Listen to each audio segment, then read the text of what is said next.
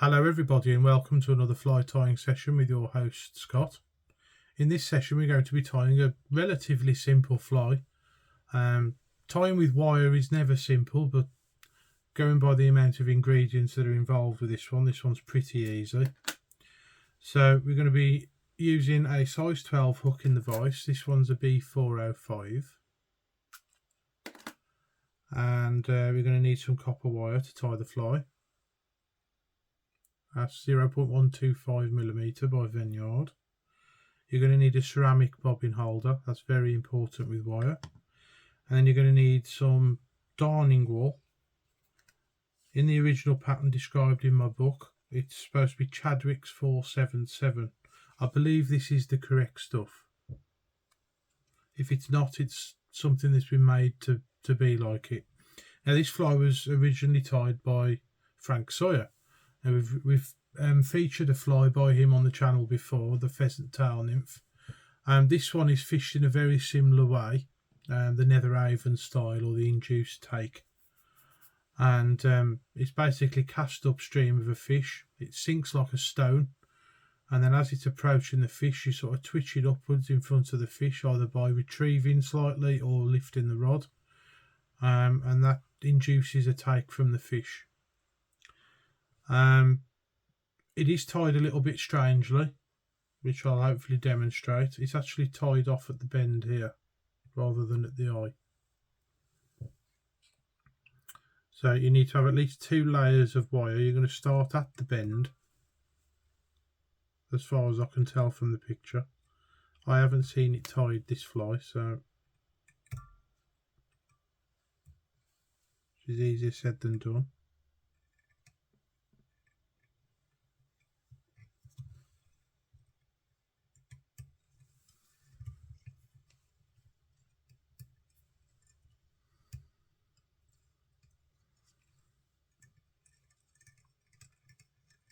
It's all done backwards, so if you guys are left-handed, this one's ideal for you.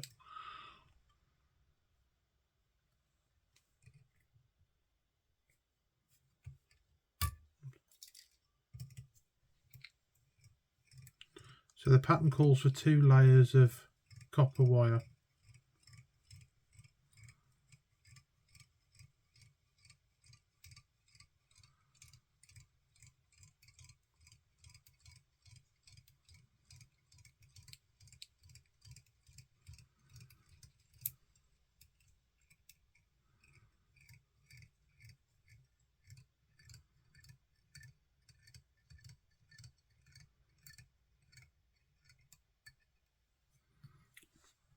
Then we're going to tie in our wool there.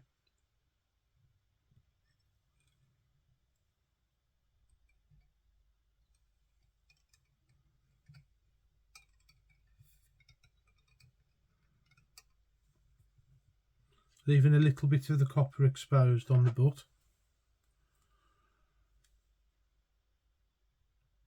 Then we're going to trim.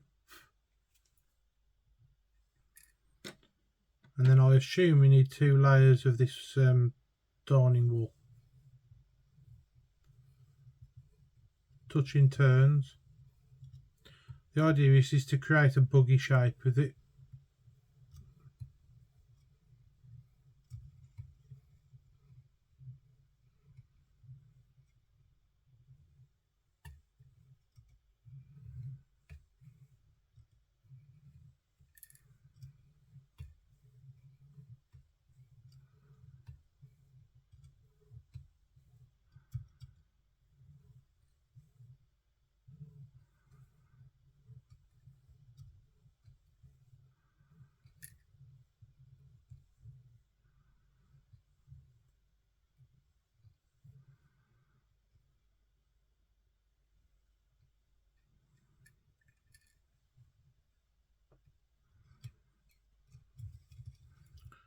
And then tie it off at the butt.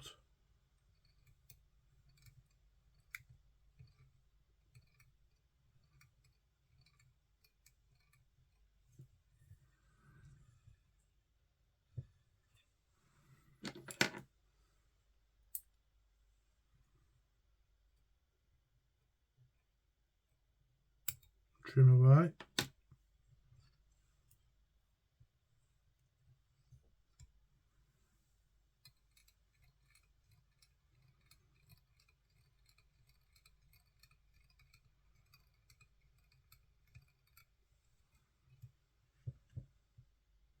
That looks terrible. That looks absolutely terrible. Oh dear. Okay. I think I know how to do this fly now.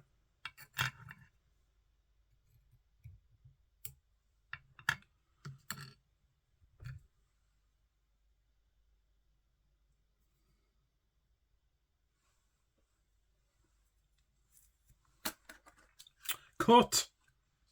Let's start again.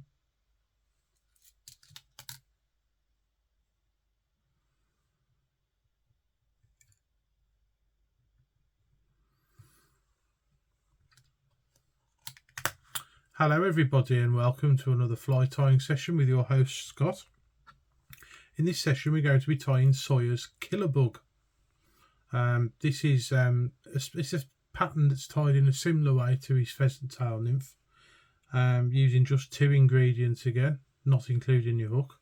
In the hook we've got a size 12 wet fly hook, B405, at least it's in the B405 box anyway. This one might be one of my older hooks. Either way, it's a size 12, and then you've got to use a copper wire to tie the fly. This one's in 0.125mm, it's quite fine stuff. And then you're going to need Chadwicks 477 darning wool, which, if that's not the correct stuff, it looks very similar. I think it may be the correct stuff. So we're going to start by putting a layer of wire down on the shank.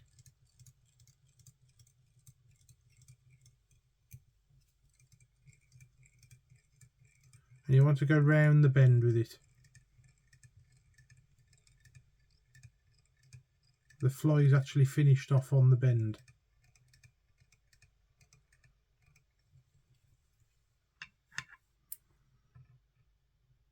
Trim away. And then you're going to want to go back up. I'm going to do loose turns this time.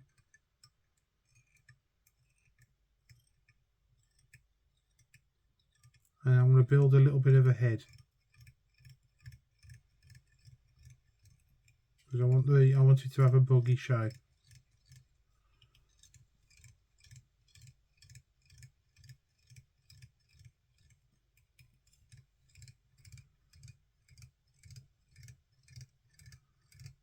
And then back down to the bend.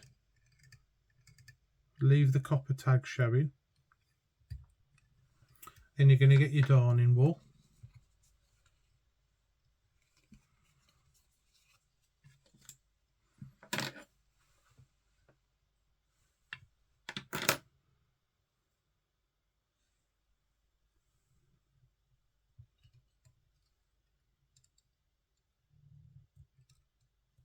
And tie it in. Try and do a bit better job than that. There we go.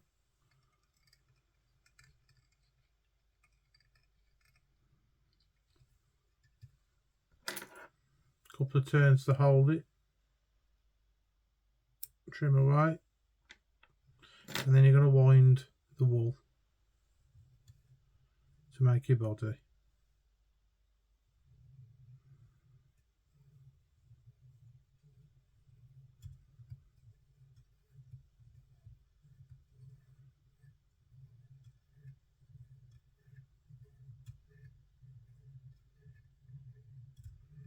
All the way to the eye and then back again, if it'll behave.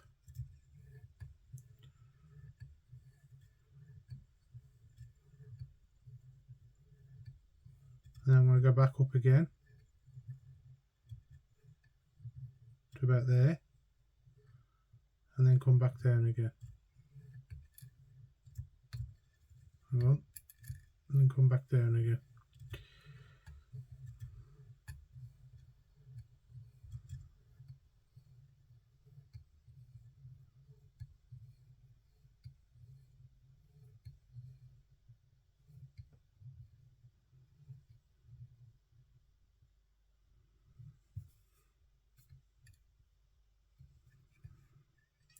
And tie the wool in.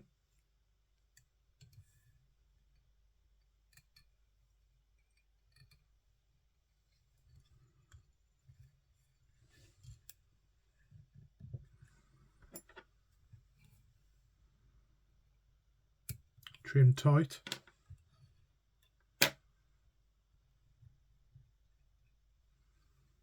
And tidy up.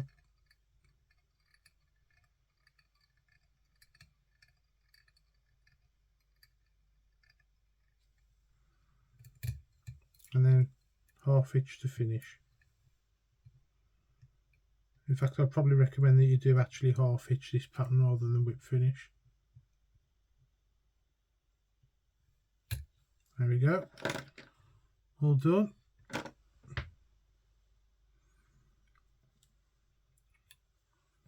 Tidy it up a bit if you like. You can leave the strand sticking out if you want, but I'm going to tidy this one up a bit for the camera.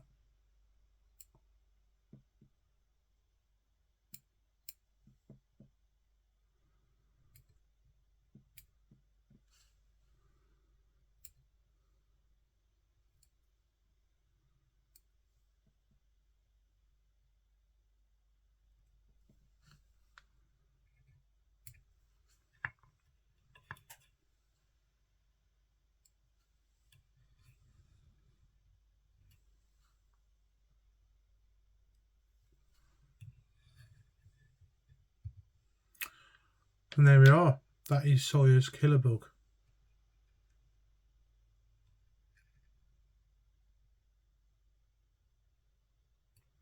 Thank you very much for watching. Please like, share and subscribe. And I'll see you in the next video. Bye bye for now.